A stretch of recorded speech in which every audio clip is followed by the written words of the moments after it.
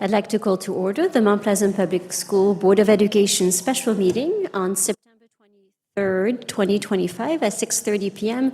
in our high school cafeteria. This meeting of the Mount Pleasant Public School Board of Education is a meeting conducted in public, but it's not a meeting of the public. There is a time for public participation as indicated in the agenda. The board highly values public comment and input. However, the board meeting format is designed to facilitate the evening's agenda. Board member will not engage in conversation with speakers or respond to questions. First, we're going to turn off or silence our cell phone, and if able, stand for our Pledge of Allegiance.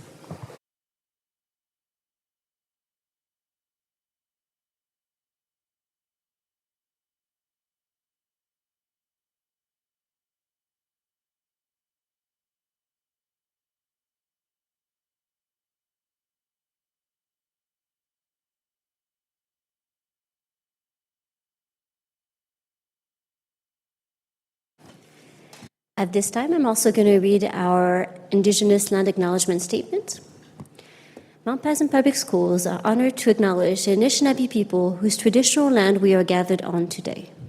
To recognize the Anishinaabe people and their ancestral land is our expression of gratitude and appreciation, and a way of honoring the Indigenous people who have been living and working on this land since time immemorial, and whose land on which the Saginaw Chippewa Indian tribe has resided and has continued to reside on for centuries. We feel it is important to understand the long-standing history of this land and to seek to understand our place within that history. I'm also going to read to us right now the headers of our educational governance agreements. If you'd like the full copy, it's located on the entrance table. This is a document that we drafted together and that we continue to revise. As board members, we are committed to the following: respectful communication and thoughtful decision-making, fostering collaboration and consensus, vision-driven leadership and innovation, community engagement, accessibility, and transparency, and a continuous improvement and equitable leadership. We're going to do our roll call. Melissa Isaac, Mom P, here. Whedon Pangle here. Tim Odekirk here. Derek Snyder here. Madison Chapman here. Jessica Jernigan here. Thank you, everybody. Our first thing to do is the approval of our agenda. So moved. Seconded. All in favor? Aye. Any opposed? Well, thank you, everyone. We also have to approve the minutes of our regular meeting last week on September 15, 2025. So moved. Second. All in favor? Aye. Aye. Any opposed? Thank you, everyone. I do not believe we have any citizens' requests to address our board tonight, which moves us into our board interviews for the night. I thought I'd explain or remind everyone of how we decided that we would go forward with this process. So we received 6 applications. We had 1 withdraw. And a second, Kyle Reedy, who was not able to be here tonight. I don't know if you want to share anything, Jennifer? Yeah. Kyle contacted my office this afternoon indicating that he was working out of town and would not be able, he's about 2 hours away and would not be able to make it. So he did provide written responses to the questions, and I have added them to your board drive. So perhaps as we go through the questions, we can share his responses. Thank you. My suggestion, the way we're going to proceed for this evening is that we can go through each question and hear each of our candidate or our applicants' responses. And I suggest that one of us takes turns reading Kyle's answers at that time as well, so we can have all 5 applicants' answers at the same time. We provided the questions to everyone. We'll read them out loud as well, and I can do that, read each of the questions before we start forward for everyone. And we ask for a response of 3 minutes or less. I don't know if one of us wants to be our timekeeper and keep us on track. Thank you. I have two people that volunteered. No, I think Melissa, it's all yours, if that's okay. All right. Once we've heard from our 5 applicants all 3 questions, I'd like at that time to take a moment to discuss our applicants. This is the part that gets very awkward for us, but we have to do this in public. And so we'll have a discussion time where all of us can share whatever we're comfortable sharing before we go into new business, where at this point we have motions for candidates that we move forward with, like any time we have new business. Any questions before we move forward? I don't have a question. I did just want to apologize for all the noise in the hallway. We have some deep cleaning happening of areas that don't happen very often, and we have freshman mock rock practice happening. So it is homecoming week. It's a busy week. So there's always something going on. So I apologize for the extra shouts and noise and beeping and that kind of thing.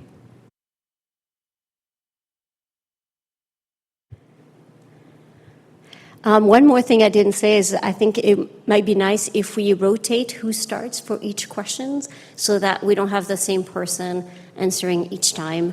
And so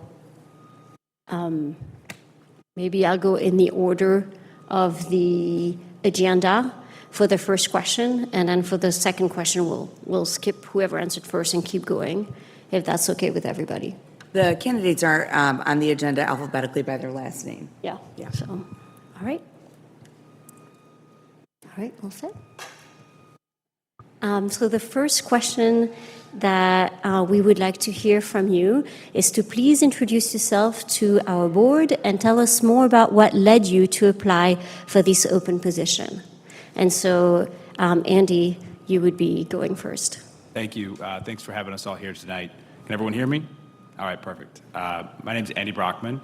I'm a resident of the district, and I've lived in Mount Pleasant for about 30 years, which is crazy to me because it seems like I just graduated from here in 2009, but now it's not 2009. After finishing at Mount Pleasant High School, I attended Central Michigan University in the business program, ultimately ended up in law school at Michigan State, graduated from there in 2017.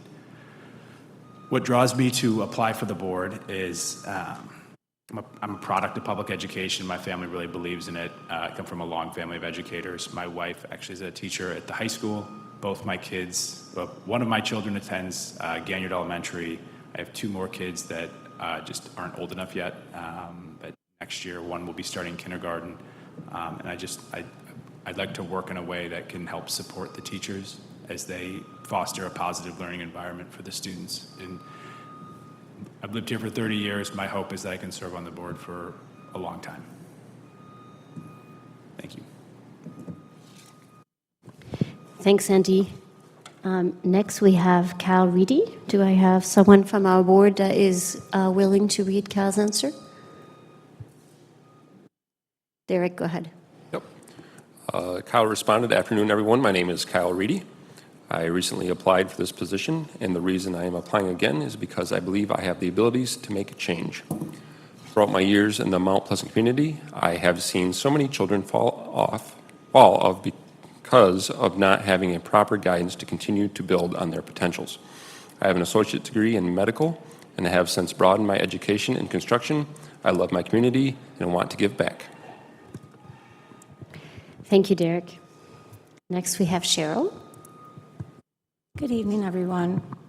Thank you for having us all here today. My name is Cheryl Smith. I live in Mount Pleasant, not far from the high school. I was born in Mount Pleasant many years ago. I went to school, public school, in a little town northwest of here. You might have heard of it. It's Farwell, Michigan. When I was going to school, Mount Pleasant was different. But it was a great place to come to. I've spent my career, right now I'm currently Regional Director of Operations for a food service that provides food service for county jails across Michigan, Ohio, Indiana, Illinois. I'm lucky, all of my accounts are in Michigan. When I was in school, my grandparents were members of the teaching staff, the school board, and in my career, I have worked with a huge diverse community. I worked at the Soaring Eagle Casino for many years in the beverage department as a manager with students, mostly as employees. And then currently, in my job now, I have a younger generation. We have inmate workers in kitchens.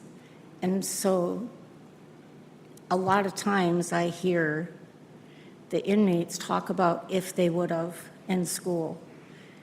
Tying that back into all of my experiences and the diversity that I've had experience-wise, it's time for me at my age and in my career and this place I am in my life to give back. And I have a granddaughter that goes to this high school, and I'm very proud of her. And that's all I have to say. Thank you. Thank you, Cheryl. Sure.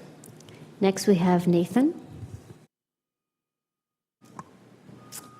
Good evening. Hello, my name is Nathan Thompson, and I came to Mount Pleasant in 1998 as a graduate student at Central Michigan University, and then left and returned in 2004 and have never looked back.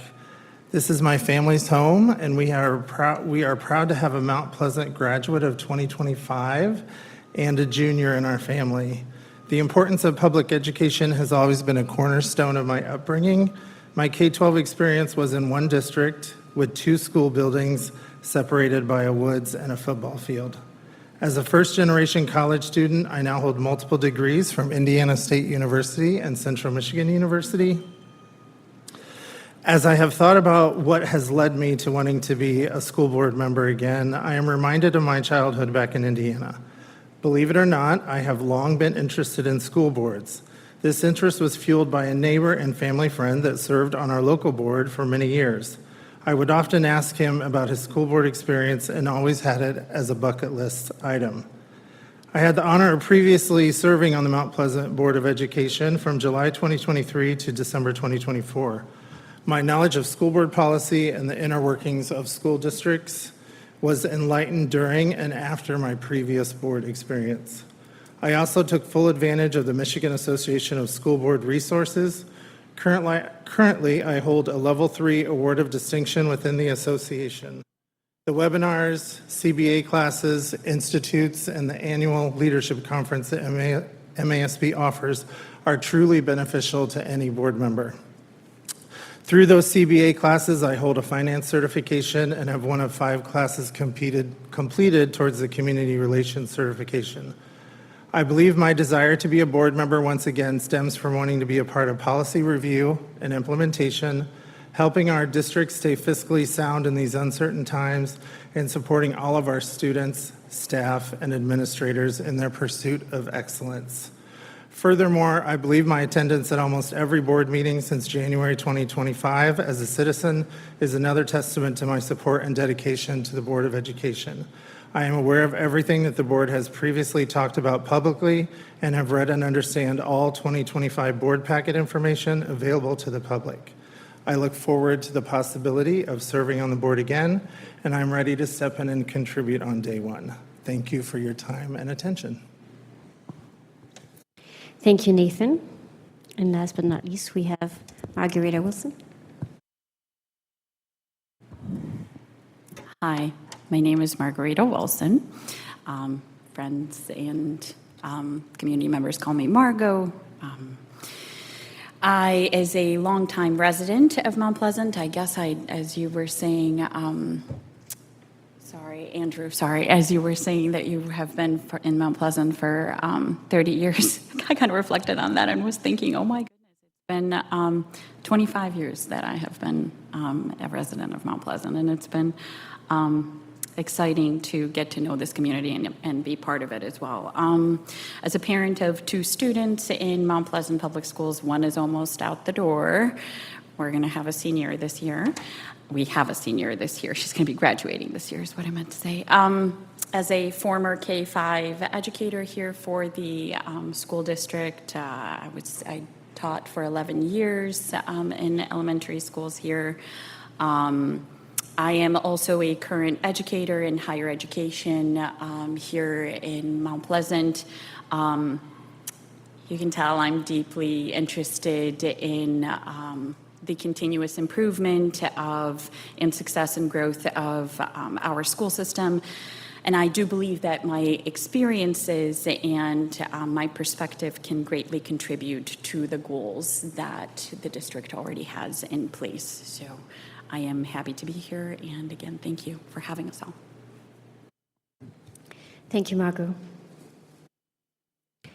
That moves us to our second question, which was, what are the biggest strengths of the Mount Pleasant Public Schools? And we can start with Kyle. Yep, thank you. Uncertainty in funding in school meals, increasing behavioral issues in I students. think you're reading the challenges. You won the one above. Yep, sorry. Nope, you're fine. Some of the strengths I feel Mount Pleasant Public Schools have are teamwork is evident in schools among teachers, administration, students, and parents. Communication is of high quality and timely. Staff collaboration is focused on things that matter. Curriculum and instruction improve practice and student success. There's a strong sense of community, both internal and external. Thank you, Tim. Cheryl?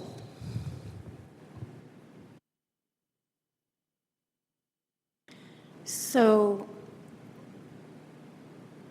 in review of these questions, the one thing that stuck out in my head was, what do the students think?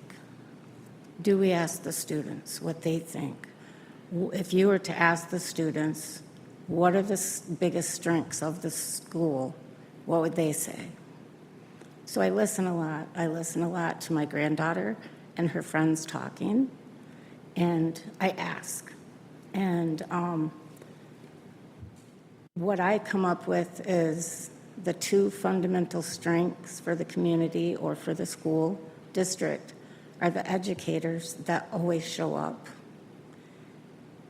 and the students that navigate their way through every single crazy day with everything that comes at them. Those are the two biggest strengths.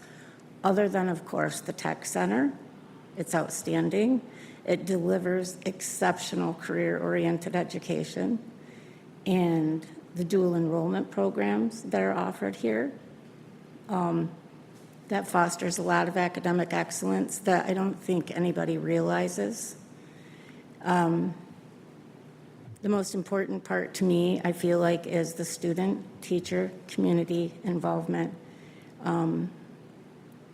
That's the most important strengths you have here in this community are your educators and your students, and just finding ways to foster that relationship.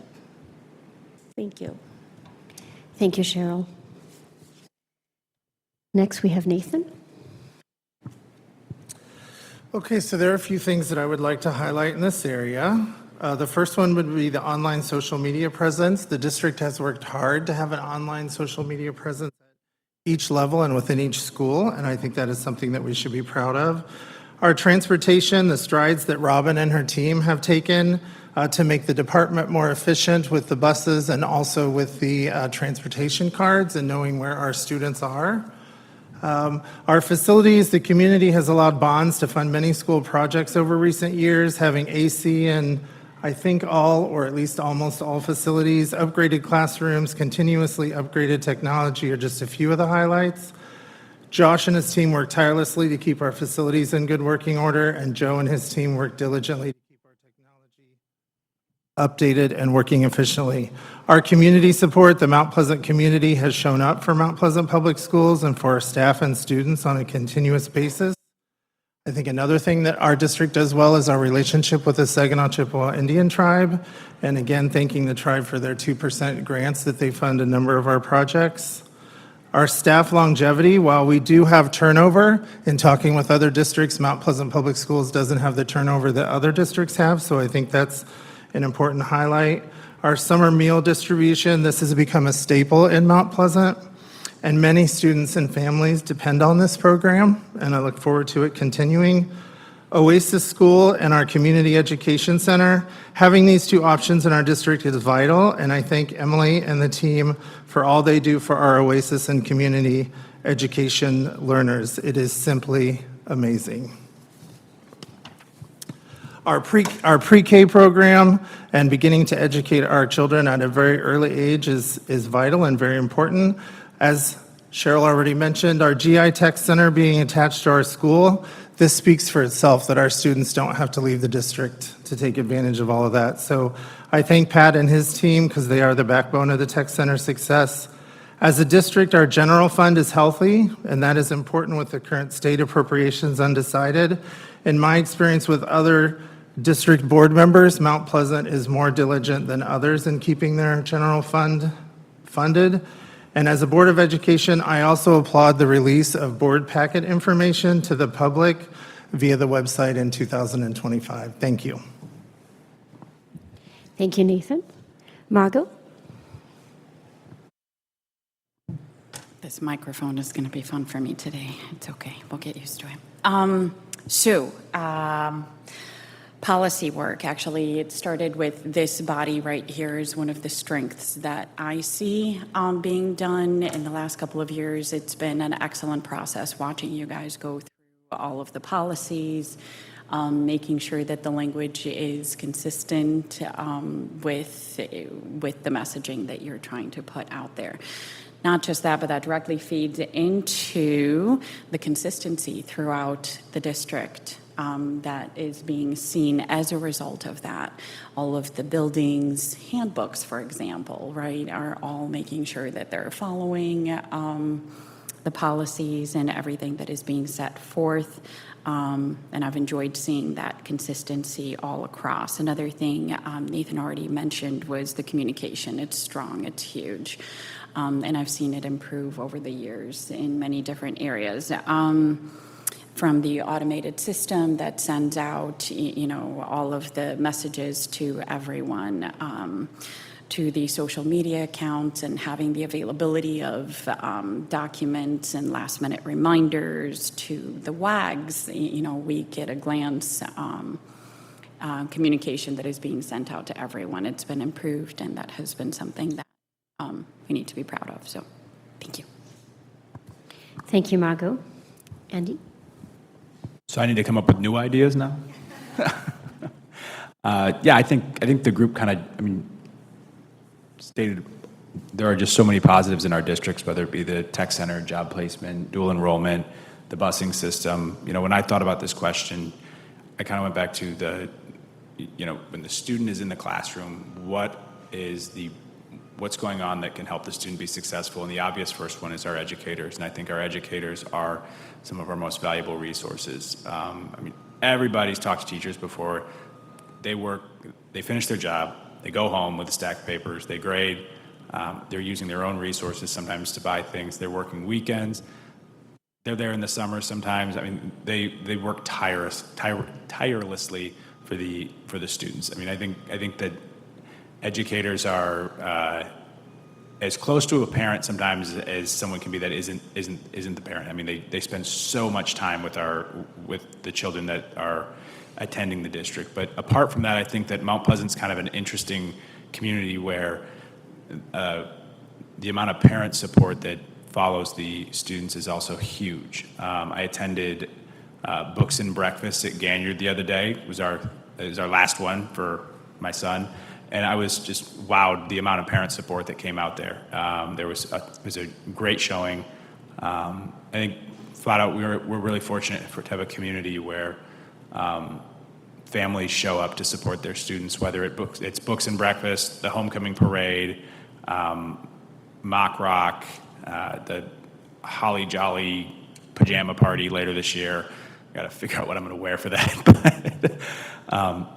But I think those two factors between the teachers while they're in the classroom and the family support are the two biggest strengths for the district.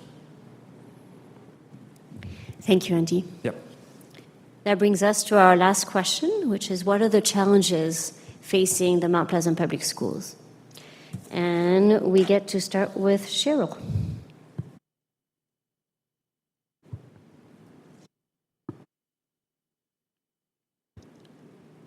I always look at challenges as opportunities for growth. I think although we have many strengths, I think there are several key challenges that we have for growth to address. One important opportunity for growth is to address and transform the student perception that no one cares. There's you hear that a lot. No one cares. I told, but no one cares. The human mind was not designed to look at a screen all day. We tell our students, our kids all day, get off your phone, stay off your phone, go outside, but then we put them on a screen. And it's so important for the educator and the student to develop that relationship. It's essential for the student's growth and their maturity and their self-confidence. And I think that's really important. Many students feel discouraged when they don't see visible action or results after reporting incidents such as bullying, vaping, or other significant concerns, racism. It's essential to demonstrate the responsiveness by not only listening to student reports, but also by transparently following up with clear steps and outcomes. Students should feel genuinely heard. That's a big thing. They need to be heard. The other thing that I think is very important, that is a lot of opportunity and maybe a challenge, is teacher retention. Robust support and recognition for educators helps ensure consistency and quality in student learning.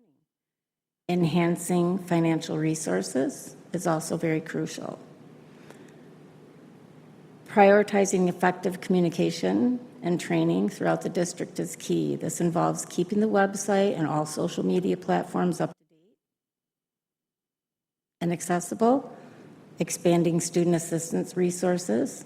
The OK to Say program is really wonderful as long as they're visiting that, as long as they know it's there. Together, these efforts and others can help create a more supportive, responsive, and thriving school environment. Thank you. Thank you, Cheryl. Nathan? Okay, so a few that I have written down is with the budget uncertainty as a district to continue to be diligent to keep our general fund healthy. Thank you to Ginger and her team and all the staff for keeping our budget in good order. This one's always hard to point out things that need to be fixed or addressed. And so the next one is test scores. We can always work on our test scores. So as a district and as a board member, being educated on what the current curriculum is and what the best practices within curriculum are, and providing the resources that our teachers and staff need. I think another area would be our senior staff. We have some departments within our district that have a number of senior staff, and this is an area that we need to continue to be conscious of and prepare for new staff and the transition of knowledge. The two offices that I'm thinking of specifically are our facilities department and our IT department. I think another area would be public comment at board meetings. I personally feel there's room for improvement with individual follow-up when it comes to citizen speaking at board members. I don't have a solution right now, but I am willing and ready to explore the possibilities and benchmark with other school districts and other school boards. It's been mentioned that our district communication is strong, and I said that as well. I also think that's an area where we can continue to grow. While we have an electronic presence that's very strong, I think we could work on making sure that all individuals are included that may not have access to electronic resources and that they don't have to ask for it. It's just provided, they know exactly where it is. And I'm sure that's being done. But in this digital age, it's always important to remember those that don't do digital. And then my last one is I would also like to see the district adopt and implement the Step Into Our Stories and Essential Understandings of Michigan Those are two initiatives from the Indigenous Education Initiative that the board received, I believe, received information at the last general board meeting about those. So that is an area I would like to see added. Thank you. Thank you, Nathan. Margot? Okay, you took the budgets, sorry. One area that we could continue to improve, obviously, is not continue to improve necessarily, but I see us struggling with, which was what part of the question was, and that is with the with the approval of the budget, which you guys have nothing to do with, but it is on the forefront of everyone's mind. I know that at the last meeting, Tim was mentioning, what do we do if the budget is not approved, by the end of September? How do we proceed? What do we do? So that is definitely something, and props to Ginger for having that extra buffer in there to be able to function through October, maybe, is what I heard at the last one. So for sure, challenge there. Another challenge that the district is facing, and it's absolutely not alone in, is the politically charged atmosphere that is walking through our front doors and having to address with changes that are happening at the last second, having to figure out, are we compliant, are we not compliant, how are we going to get our money, and all sorts of things. And that, of course, makes it difficult to build and continue to build inclusive, supportive, and welcoming environments. So I definitely see that as a challenge, and I would love to get the opportunity and the chance to contribute and serve on the board and help with those efforts. Thank you, guys. Thank you, Margot. Next, we have Andy. Sorry, I'm going to talk about budget too. So right now, the most pressing question, it seems, across a lot of government agencies is the budget deadline of October 1st. We'll see if they come to an agreement. Like you mentioned, it's no one here's job to come to an agreement, but obviously we have to manage the outcome of that agreement. And that's kind of, in my opinion, that's one of the biggest challenges is budget allocation. If some of the free programs that this district has utilized very successfully suddenly vanish, some very difficult conversations need to be had on if the district wants to continue doing those, as far as where that money comes from, what's being taken away. It seems right now there's just a lot of potential external pressures limiting school funding. I know the Axe My Tax ballot proposal is also another growing movement as far as getting rid of property tax in the state of Michigan. So to me, it seems the biggest challenges are external funding. Thank you. Thank you, Andy. And then I need a volunteer to read Kyle's answer. Go ahead. Thank you, Jessica. Uncertainty in funding for school meals, increasing behavioral issues in students potentially linked to stress and social media, and the ongoing need to address diversity, equity, and inclusion, DEI, within the district. The district is also managing the complexities of its large student population, including a significant percentage of economically disadvantaged students, while working to secure essential funding.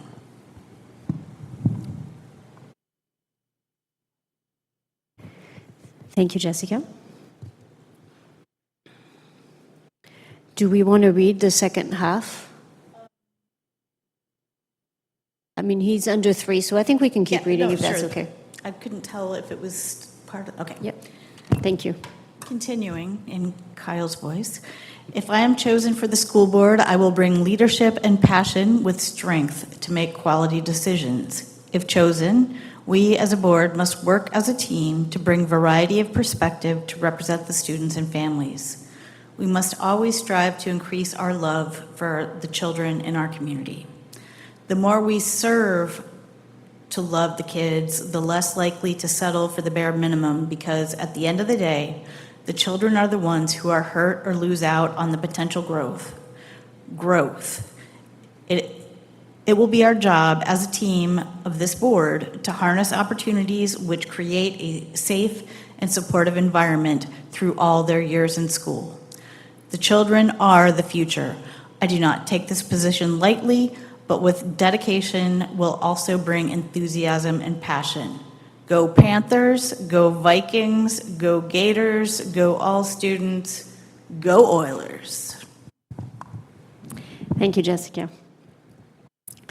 So that rounds up our round of 3 questions. So thank you, everybody, for taking the time. And that gives us, as a board, some time for open discussion. So I'm going to open this up to all of you. I'd like to first share thank you all for applying to this open position. It was great to hear from all of you and read in the statements that you submitted your investment in our community and passion for our school district. So I wanted to start us off with that appreciation. I'm sure I'll have more to say later, but I just want to thank Nathan for highlighting our relationship with the Saginaw Chippewa Indian Tribe. That is a very important relationship for our district and for our whole community. So thank you for highlighting that.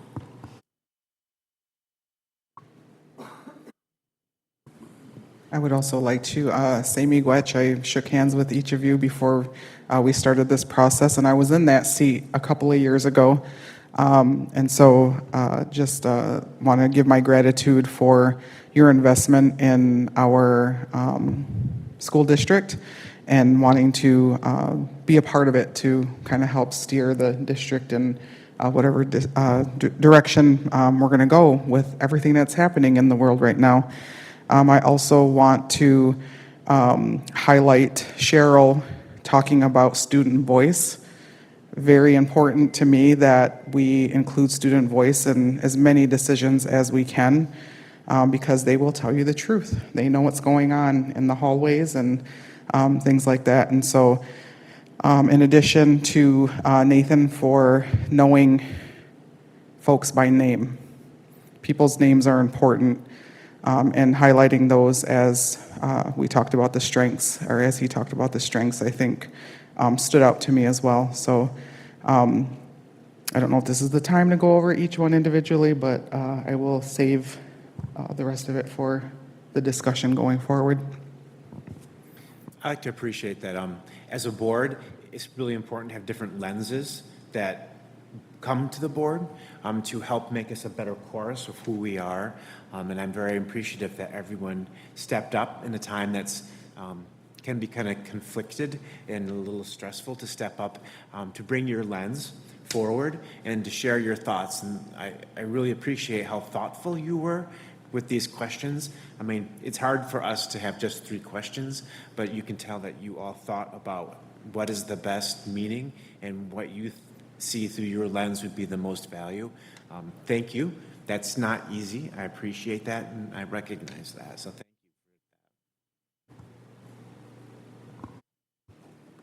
Yeah, again, thanks for showing up tonight. You all did very well. I know it's not easy to sit and answer questions, and I did appreciate that all of you seemed to have your mind around budget and educators. And thank you, Andrew, for bringing up the extra hours and time they put in. You know, that's what we're here for, is to help pave a way for them to better educate our students. And I feel like you all kind of understand that, and that's super important. So thank you. One thing I would like to ask my colleagues to keep in mind as we're making this decision: this appointment is for a 1-year position, but there will be 4 seats up for election in 2026. So the person who gets appointed tonight has the possibility to run as an incumbent, and I want us to keep in mind that this is potentially a long-term decision. Just something to think about, because it seems like a very short appointment, but it has potential to be much longer. Yeah, and so for clarification, the appointment would start immediately, and so you're running until December, or you would be appointed until December 2026. And then the election that Jessica is mentioning is our general election in November 2026, and at this time, there will be 4 open seats. And so for me, that makes me hopeful to see the interest of our community, to see you showing up, as caring individuals wanting to give back. Regardless of what happens tonight, I hope that you continue with this enthusiasm. There are other ways to get involved than to serve on the board, and we, I think, try to highlight those during our board meetings. There's different committees, and yes, and there is an election in 26. So thank you all. If you'd like to discuss candidates one by one, we certainly can. I'm on it. Oh, she's on Yes, there. I'm on it. All right. So I will start with what's in my notes here. The things that stuck out to me about each candidate, I would like to also say that this is going to be a very difficult decision because they're all so well-spoken and have a lot of heart for the work that we're doing, and that is also important. I'll start with Margot, as she said she likes to be referred to as. Highlighting the policy work is music to my ears. That doesn't surprise anybody here. I heart policy as well, and just noticing how that work has gone into the handbooks and that alignment.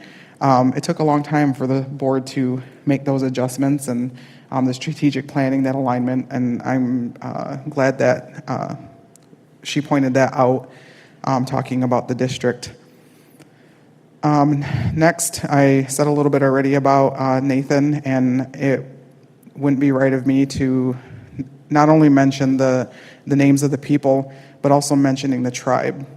That's something that we have worked hard to kind of, dust off and get that invisibility. He's kind of brought to the surface, and so I am thankful that Nathan brought up that relationship with the tribe and how important it is.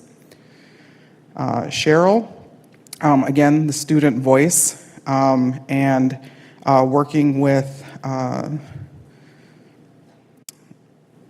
guess it'd be a marginalized population with inmates, is a very unique skill to have, and a reality of any community, that there are incarcerated individuals who, reflect and wish that they had done things different to kind of change the outcome in the course of their lives, and just to be able to hear that conversation and know how that connects to CTE and the different ways that we can foster those strengths, I think, is also very positive. Andy, as it says Andrew, but you mentioned, refer to yourself as Andy. Of course, the legal perspective is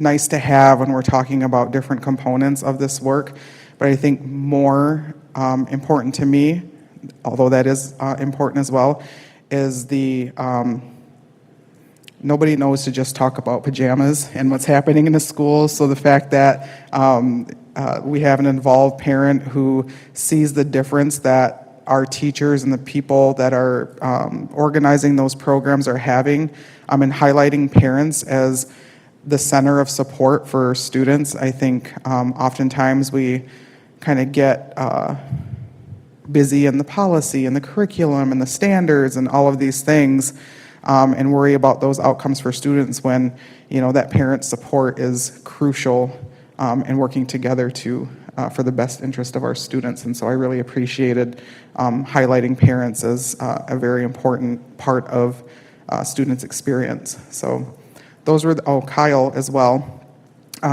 in his written communication. I'm pulling up my notes for that, was on a different page, 1 second. Number one, the bravery for reapplying, and for this appointment, I think that speaks to me as far as not just bravery, but, that to me lets me know that he really cares about the district and what's happening, and talking about economically disadvantaged students. That is a reality.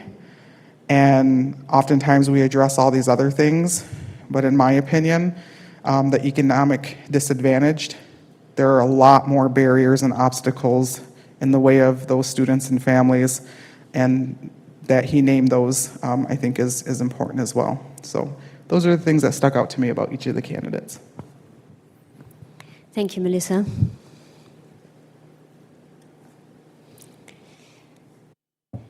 Any other discussions that we'd like to have? I can share next. Some of the things that stood out to me from each candidate. One, I was appreciative that Kyle, although he wasn't able to be here this evening, was still able to share his thoughts with us and discussion about what areas of strength and challenge and commitment to the board. Again, wanting to reapply shows that some of that commitment. And some things that stood out from the letters of interest that everyone submitted to. Margot, I really appreciated hearing that you're already involved in committees within the district. Nathan's discussion about continued involvement in the school board and courses that he's taken to be knowledgeable about not just our district, but also board policy as a whole. Cheryl, what stood out for me there was that operations perspective and managing what sounds like a pretty intricate system and thinking about this as a very intricate system as well. And like Melissa mentioned, that focus of student voice, which that when I was considering running for the board, that was my first reach out to, was all the students that I know in the district and getting their perspectives. And then Andy, some of the things that stood out were the multiple facets of perspective that you have related to the district, being a graduate, parent, spouse, your experience in higher education and legal training, and similar to what others discuss, that knowledge of the impact of our external funding sources and that political landscape too, of what, and being on the forefront of what could be impacting our district. So those were the highlights that stood out to me. Thank you, Madison.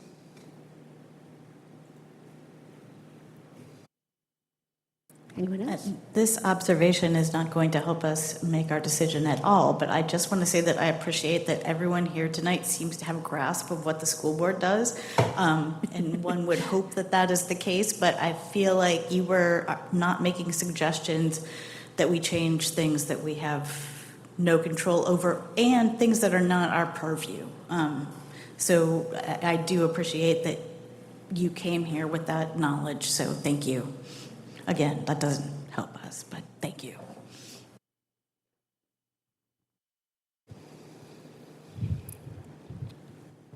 Making eye contact. We ready to vote? All right, so that moves us to our new business, where we would have to have a motion.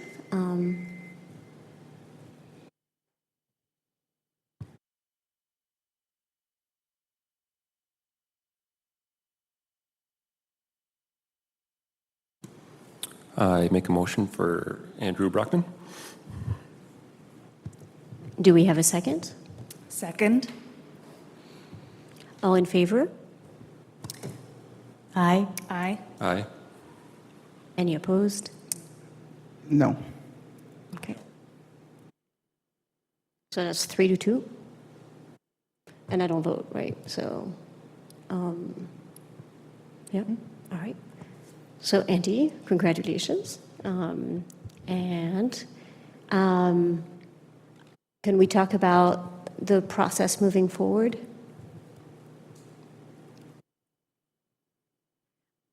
You want to do that? Oh, yeah. So as far as the process goes, we will we'll get information to you. We will have to take the oath of office. We'll be able to give you information regarding the next board meeting and what's upcoming and those kinds of things, so you have those scheduled things together. So you officially become official at our October 6th board meeting. That's our next meeting. I don't know if there are other things. We'll We'll be in We're going touch. to overwhelm you with information. That's what we do. I want to thank everybody. I know this is a bit of a grueling process. I appreciate your time, your patience. I'm going to really encourage those of you, so that's Kyle, Margot, Nathan, and Cheryl, to stay engaged with us, to consider reapplying or submitting or considering, running for our 2026 election. But thank you all for your time. I believe that adjourns our meeting for tonight. Thank you all.